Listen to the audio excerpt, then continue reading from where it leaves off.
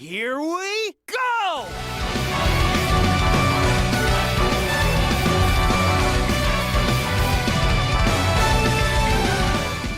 So recently, I said I backed off on doing Sonic news videos because up until now we only had rumors to turn to for possible information about the upcoming Sonic game that was teased in the Sonic Central Direct back in May.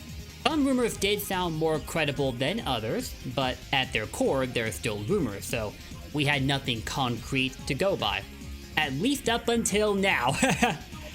What's up, people? This is Blake, proud chief of the Blue Blurs, here to present you with something I didn't think I'd be making again for a while, but here we have it.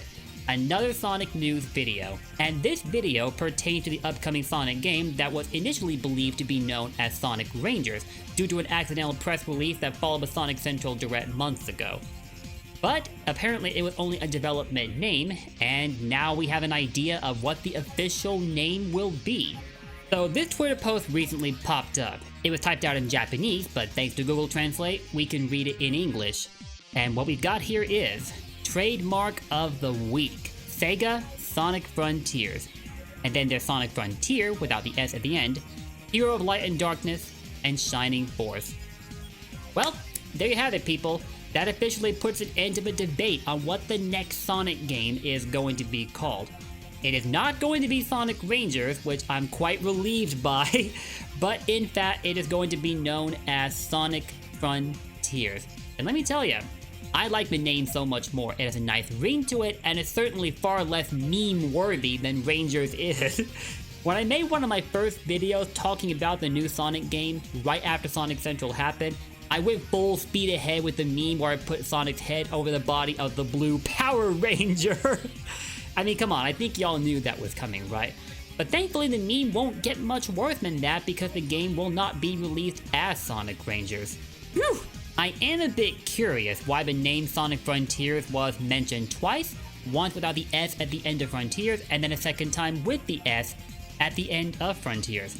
Maybe to seal a potential loophole so no other company can trademark any version of the name Sonic Frontiers by accident or something?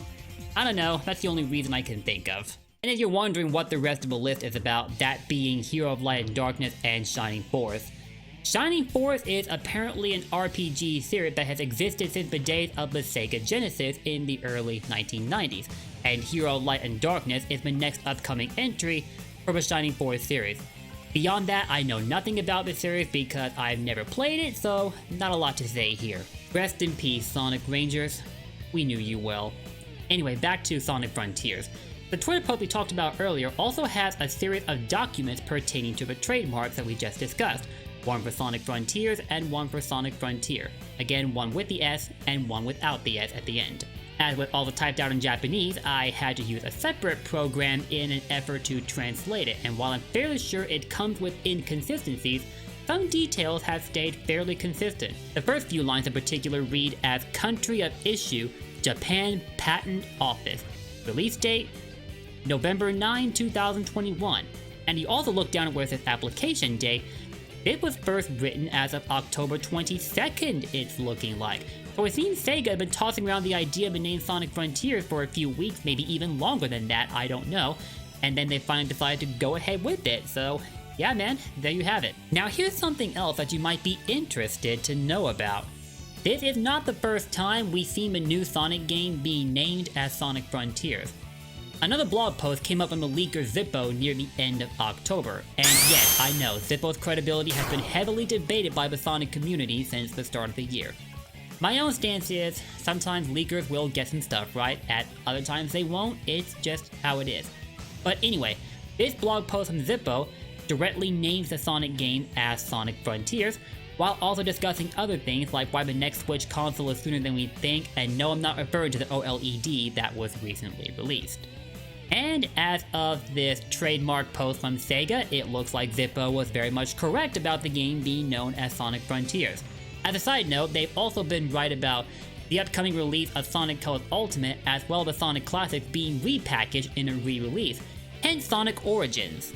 I believe it's common practice for unreleased products to be referred to by different code names, and for that name to get changed up as developers make some changes to their final vision for their upcoming product. An example that I can reference would be the Nintendo Switch.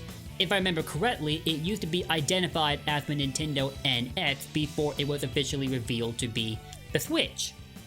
So when the name Sonic Rangers came up in an accidental press release where the game was directly named as such, I had to wonder if that really would be the final name, because I'm sorry, I just couldn't see Sonic Rangers working in any vein. I simply couldn't. Now, I want to refer back to a series of leaks that came to our attention around the time the new Sonic game was teased at the end of Sonic Central. So these leaks talked about the direction the gameplay for Sonic Frontiers would take, and although some details have been changed up here and there across different leaks, there have been a group of details that have remained fairly consistent. As of now, Sonic Frontiers is believed to be an open-world Sonic game, possibly much more than the likes of what was achieved by Sonic Adventure and Sonic Unleashed, to use some examples. And along with that, Sonic Frontiers is set to take place on an island region. Part of me is really hoping that that island is Angel Island from Sonic 3 and Knuckles, but somehow I doubt that will be the case, as much as I would love it to be so. Man, I miss Angel Island so much and I want to see it back in a game other than Sonic Mania before anyone brings that up. Other consistent details include Sonic unlocking abilities via a skill tree, sort of like what I see in the Final Fantasy VII Remake, and that certainly sounds like a fascinating idea. And you also supposed to have a new ability called the Spin Cycle. I don't entirely know what that is, but it looks like you get a glimpse of it in the very brief teaser that SEGA dropped during Sonic Central. And it's all supposed to be a ghost girl that's going to be helping Sonic out, and no, I don't think it's going to be Tikal. It would be really cool if it was Tikal from Sonic Adventure, but knowing how SEGA likes to change things up with every game, I wouldn't get your hopes up. As far as anything else, like what storyline Sonic Frontiers will follow, what other characters will be involved, and what have you, it might not surprise you to hear me say this, but we know nothing about that whatsoever. SEGA has been very closed-mouthed about the new Sonic game since teasing it back in May. And as of now, they have yet to actually say anything about it other than say this indirect communication about the new trademark for Sonic Frontiers, which is close enough. I can only speculate on when we'll learn more from SEGA about this next Sonic game, and Sonic Origins while we're talking about it. They haven't said a peep about that either.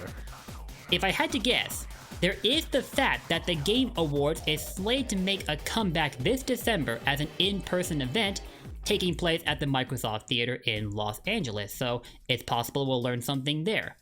If not at the Game Awards, then I say we'll hear more about either Sonic Origins or Sonic Frontiers around the first half of 2022, which would make a lot of sense because the sequel to the Sonic movie is coming out in 5 months from now, April 2022, unless that gets pushed back as well.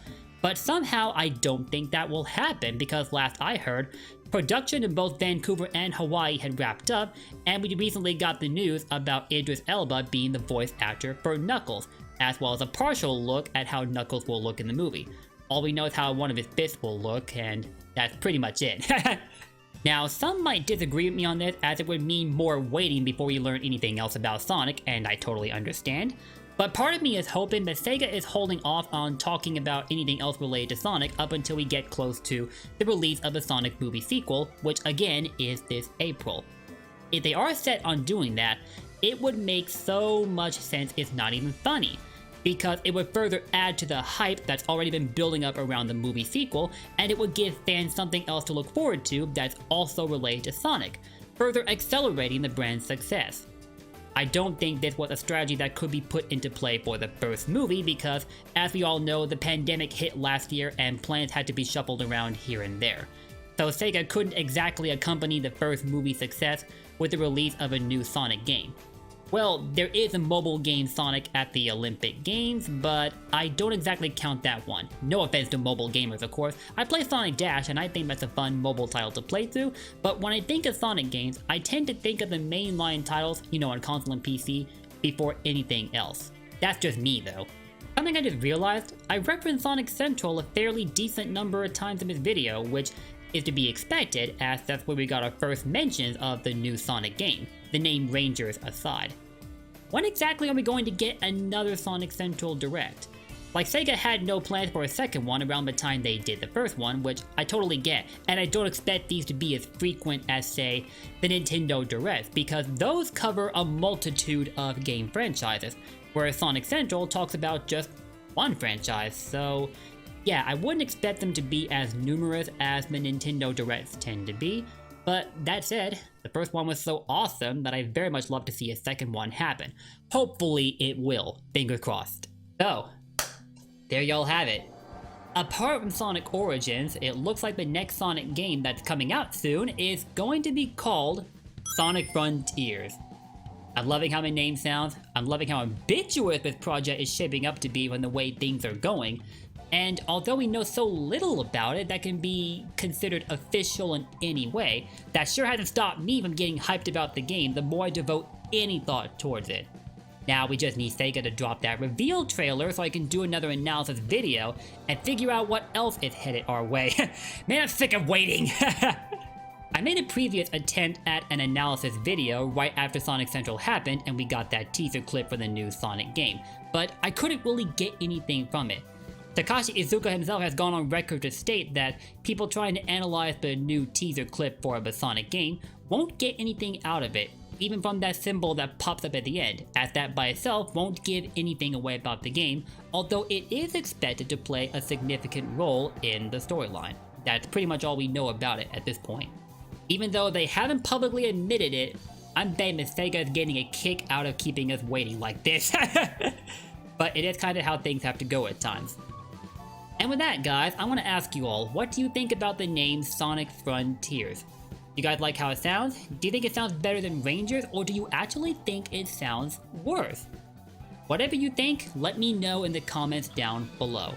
And if you enjoyed this video, it would mean the world to me if you would drop me a like and consider subscribing and ringing that bell to stay up to date on what other Sonic content I produce along the way. This channel recently hit 1,000 subscribers, and I'm still finding it hard to believe that I'm even saying it, honestly, but that's where we're at right now, and I can't thank you all enough for helping this channel come so far. And again, if you enjoy my content, I look forward to welcoming you to the family of the Blue Blurs. Blue Blurs for life, after all. And red echidnas as well, so that Knuckles doesn't feel left out. I am rocking my Knuckles hat in this video, so I gotta be fair here. But yeah, that's it for me, guys. Thank you all for watching. I'll see you next time. Take care, and don't forget, Blue Blurs for life. Later.